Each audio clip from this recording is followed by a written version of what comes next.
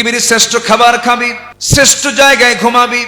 এরপরে বলা হলো আমার সন্তানরা রাজপ্রাসাদে তোমরা ঘুমানোর চেষ্টা করবে। এই কথাগুলো শুনে সন্তানরা মুস্কি মুস্কি হাসি মারে। সাইয়েদনা লোকমান বলছেন, আমার সন্তানরা হাসো কেন? আব্বা হাসবো না কেন? আমাদের কুড়ে ঘরে আমরা কেমনে স্বপ্ন দেখবো, আমরা তো গরিব মানুষ। সাইয়েদনা লোকমান বলেন, তোমরা আমার হিকমত পূর্ণ নসিহত তোমরা বুঝতে পারো নাই। শ্রেষ্ঠ খাবার খাওয়া মানে হলো, আমি তোমাদেরকে বোঝাচ্ছি, শ্রেষ্ঠ খাবার তখনই হয় যখন তোমরা পরিশ্রম করবে। পরিশ্রমের শরীরে যখন তোমরা খাবার খাবে, ওই খাবারের চাইতে শ্রেষ্ঠ খাবার এই জমিনের দ্বিতীয়টা হতে পারে না। যেরকম সুবহানাল্লাহ।